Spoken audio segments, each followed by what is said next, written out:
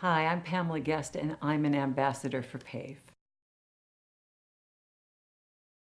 Step 3 to healing: fight back. I was lucky. By the time I learned the identity of my assailant, he had killed himself while awaiting trial on 120 counts of sexual assault brought by 13 women in 2009. I was also lucky that I got this information in my 60s when I was better able to handle it. I'd raised my children, had 2 successful careers, and was in a loving long-term relationship with my second husband.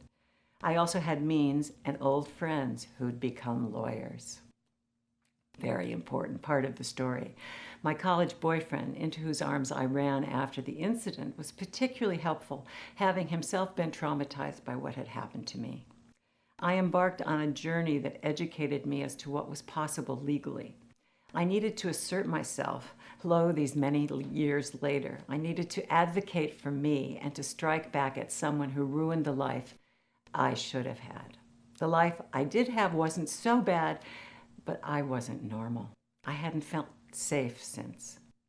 I contacted my old friends who taught me about the legal system. I learned a class action suit wasn't really possible. I learned the difference between civil and criminal lawsuits and about the relevant laws in Michigan where the assault had occurred. The statute of limitations, the time period in which I could file a lawsuit, had long since passed, but in Michigan, there was what was called the fraudulent identity exception to the statute of limitations, which allowed me to file a lawsuit because he'd given me a phony name. The brother of my friend took on my case, and he filed it pro bono solely to help me heal, thinking that the estate of the rapist would never fight us back. But they did. The pushback was intense and lasted years. Word came back that his lawyers thought I was crazy, lying, money grubbing, robbing his legitimate victims who'd filed civil lawsuits and won them before his death, robbing them of their fair share with my fraudulent claims.